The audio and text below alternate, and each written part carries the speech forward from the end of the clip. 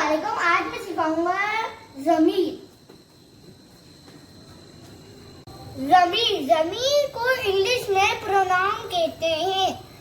वो हर्फ या लफ्ज जो किसी इस्म की जगह इस्तेमाल हो ज़मीर कहलाता है।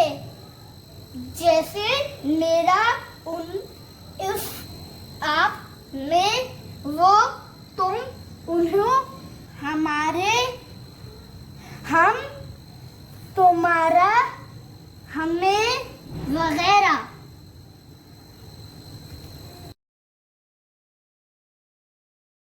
मिसालें, हम खेल रहे हैं, हम ज़मीर है। वो किताब पढ़ रहा है, वो ज़मीर है।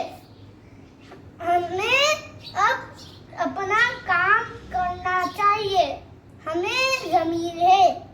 हमारा स्कूल बहुत दूर है, हमारा ज़मीर है।